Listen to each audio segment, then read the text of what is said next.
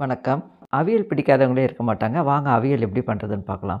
இன்றைக்கி சட்டியில் தான் செய்ய போகிறேன். பீன்ஸ், அவரைக்காய் கட் பண்ணி சேர்த்துருக்கேன். கூடவே காரத்துக்காக 2 பச்சை மிளகாய், வாழைக்காய், கத்திரிக்காய் எல்லாமே அவியலுக்காக நீளமாக கட் பண்ணி சேர்த்துருக்கேன். காய் வேகிறதுக்கு தகுந்த மாதிரி தண்ணி சேர்த்து கொஞ்சம் மஞ்சள் பொடி, டேஸ்ட்டுக்கு தகுந்த மாதிரி உப்பு சேர்த்து மூடி வச்சு வேக விட்டுறலாம். நல்லா வெந்துடுச்சுங்க. நான் கருணக்கிழங்கு, சேப்பக்கிழங்கு, உருளைக்கிழங்கு குக்கரில் வச்சு ஃபஸ்ட்டே வேக வச்சுருக்கேன். அதையும் சேர்த்துட்டு கலந்து விட்டு மூடி வச்சிடலாம். கொஞ்சம் நேரத்துக்கு அப்புறம் திறந்து பார்க்குறேன்.